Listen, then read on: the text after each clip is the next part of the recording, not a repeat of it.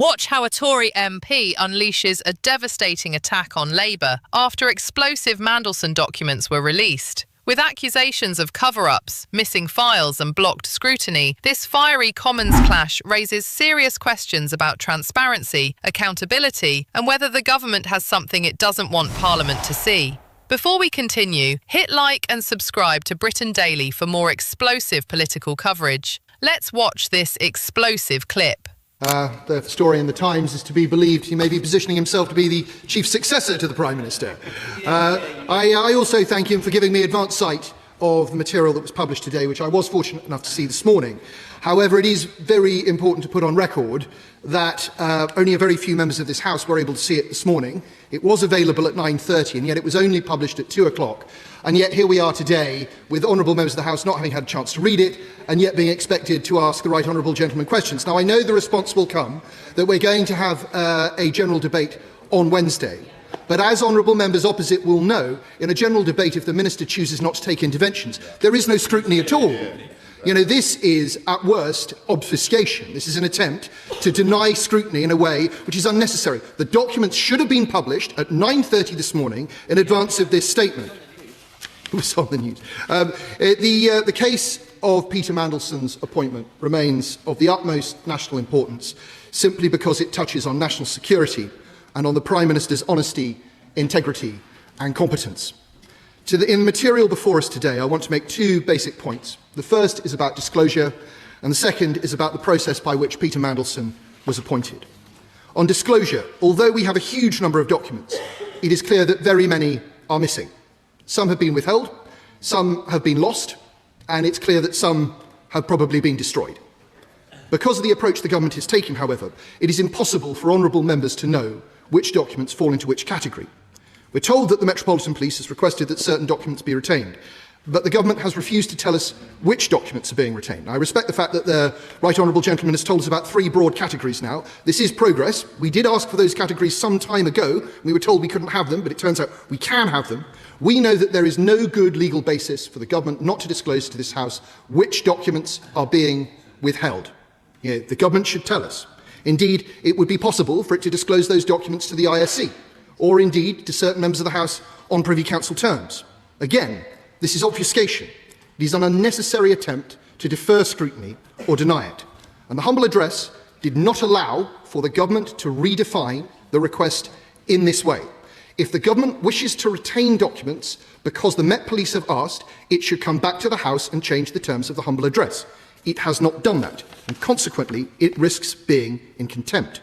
Some ministers have duly handed over their WhatsApp messages. It's clear that some have not. Are we to believe that there was no WhatsApp exchange at all between the Prime Minister and Peter Mandelson? We know that there were, because it's been reported in the press, and yet those messages, the messages that were reported in the press, do not appear in the release today. It's clear that some messages have gone missing. It is also the case that in all of these documents, the Prime Minister's presence is almost non-existent. Almost non-existent.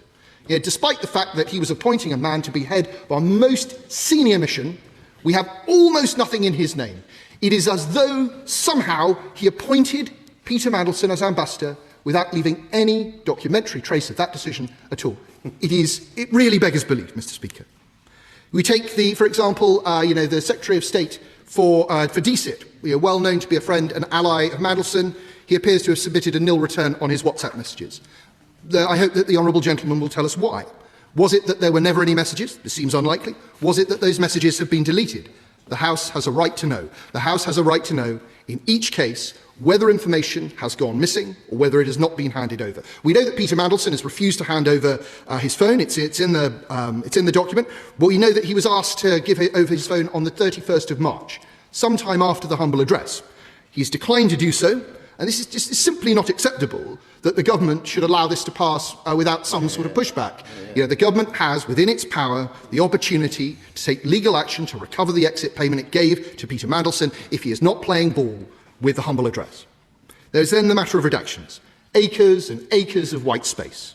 Constellation of asterisks. Perhaps all too appropriate for a Labour document, Mr. Speaker. It is clear from the reports in the press that the ISC has had serious concerns about the redaction process. I listened to what the Right Honourable Gentleman said, and I will listen with interest to what members of the committee say in a moment. There are a huge number of redactions under the heading third party. On what grounds have these redactions been made? For example, on page 251 of Volume 3, Mandelson refers to someone who is currently staying with him in government property. This name is redacted. Why has it been redacted? Why can the House not be told who is staying in government property with the ambassador? On the national security vetting material, it seems, once again, that the government is happier to provide the Guardian with more information than it is prepared to provide to Parliament. Preparation of the security document for publication appeared in recess, leaked by someone in government who was familiar with it. And then we've seen that the Guardian has achieved from multiple sources that there were concerns raised by the vetting agency about Peter Mandelson's foreign contacts with a Chinese minister, with Oleg Deripaska, with Tamer Heyman, and so on. Multiple sources, and yet we are being asked to believe that this information was only seen by a tiny handful of people within government. Someone, somewhere, is not being frank with us. Now, if we had time, Mr. Speaker, and we will have time on Wednesday, we could talk about the concerning information about Che Gossier. We could talk about the fact that Peter Mandelson, after he had been appointed, asked whether he could do paid work in Shanghai, on a private basis. We could talk about the fact that Peter Mandelson wrote to the then Foreign Secretary saying, "If you were indeed minded to appoint me, I would make sure you never regret it." But the truth is that we must return once again to the process by which Peter Mandelson was appointed. And everything in the documents today show that the Prime Minister did not follow the instructions he was given by the then Cabinet Secretary on the 11th of August 2024. He was told to get security vetting done before the appointment was confirmed, and this the Prime Minister did not do. And he was asked to do that because the Prime Minister had been provided with a due diligence document by the Cabinet Office which said that Peter Mandelson had an ongoing friendship with Epstein after Epstein had been sent to prison. The fact that Mandelson had been a director of a Russian defence company which had supplied arms to Putin during Putin's invasion of Crimea, and the fact that he had maintained unhealthy business relations in China. And yet, despite this, the Prime Minister did not get the security vetting done before he made the appointment. He went ahead and made it anyway, and then the rest of the system was scrabbling around afterwards to try and make up for this error. But it was his error. It was clear that due diligence was not followed. It is a failure that is visible from space. It is a failure that will define this Prime Minister's premiership. It is a failure that will be written as his political epitaph. Yeah.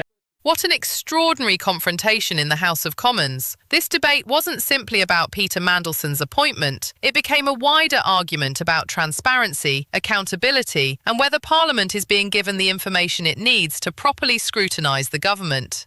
Alex Burghart's criticism was blunt and uncompromising. His claim was that MPs were expected to debate complex and sensitive material without being given adequate time to examine the evidence. That accusation struck a nerve because scrutiny is one of Parliament's most important responsibilities.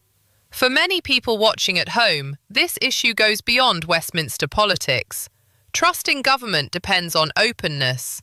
Whether it's national security, public spending or major appointments, voters expect decisions to be made properly and questions to be answered honestly. That is why allegations of withheld documents, missing records and limited disclosure generate such strong reactions. Even when there are legitimate reasons for confidentiality, the public expects clear explanations and confidence that proper processes have been followed. The government insists that legal and operational considerations have shaped what can and cannot be released. Critics argue that too many questions remain unanswered. As a result, the controversy continues to grow rather than disappear. What makes this particularly damaging politically is that the debate is no longer focused solely on one appointment. It is increasingly becoming a debate about leadership, judgment, and whether the Prime Minister can maintain public confidence in the way his government operates. The coming weeks are likely to bring even more scrutiny, more questions, and more political pressure. What do you think? Has Parliament been given the full picture, or are there still important questions that need answering? Let us know in the comments below. And if you enjoyed this coverage, hit like, subscribe to Britain Daily, and turn on notifications for more explosive Commons debates, PMQs clashes, and breaking political news from Westminster.